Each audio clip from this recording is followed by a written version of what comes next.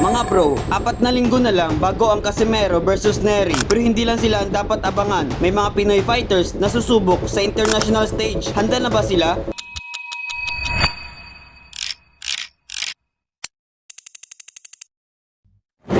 Yo mga bro, kamusta? Q-Time Boxing nga pala. Pag-usapan natin ang mga latest updates sa boxing. Pero bago ang lahat, huwag kalimutan mag-subscribe at i-click ang notification bell para laging updated. 4 na linggo bago ang inaabangang laban ni na Janriel Casimero at Luis Nery. Opisyal nang inilabas ang mga undercard fighters at magandang balita. May mga Pinoy na kasama rito. Isa na dito si Claire Villarosa, isang undefeated fighter na may solid knockout record. Makakatapat niya ang Japanese fighter na si Hayate Hanada. Para sa akin, ito ang klaseng laban na susubok kung handa na ba siyang sumabak sa mas mataas na level. Kasama rin sa lineup si Dan Dancles na haharap sa isang undefeated knockout artist mula Uzbekistan na si Iqboljon Koldarov. Dito makikita kung kaya ba ng ating pambato na makipagsabayan sa international competition, lalo na't first time nilang lalaban sa labas ng bansa. Kaya hindi lang si Casimero ang dapat suportahan, pati ang mga rising Pinoy fighters na ito. Samantala, pagkatapos ng event na ito, makikita rin nating lalaban si Vince Paras laban sa Japanese fighter na si Uya Kuyama. Isa rin itong mahalagang laban para sa karir ni Paras kung gusto niyang makabalik sa world title contention. Sa kabilang banda, patuloy ang pressure kay Eman Bacosa, lalo na't siya ay anak ng ating pambansang kamao na si Manny Pacquiao. Natural lang na ikumpara siya sa kanyang ama, pero ayon sa kanya, hindi niya pinapansin ang pressure at ginagawa lang niya ang best niya sa bawat laban. Para sa akin, ito ang tamang mindset dahil kung masyado niyang iisipin ang expectations, mas mahihirapan lang siyang mag-perform. Samantala, nagsalita naman si Shakur Stevenson tungkol sa mga kritiko na nagsasabing boring ang style niya. Ayon sa kanya, hindi raw boring. Sadyang dominante lang siya kaya nagmumukhang madali ang laban. At kung tutuusin, may punto siya. Dahil kapag ang sangbaksa ay sobrang galing sa defense at control, nagiging one-sided ang kalaban na minsan na hindi na exciting sa paningin ng fans. Mga bro, sa tingin ninyo, sino sa mga Pinoy fighters ang may pinakamalaking chance na sumikat sa international stage? At agree ba kayo sa sinabi ni Stevenson na hindi boring ang style niya? Comment down below. At huwag kalimutang mag-subscribe sa Q-Time Boxing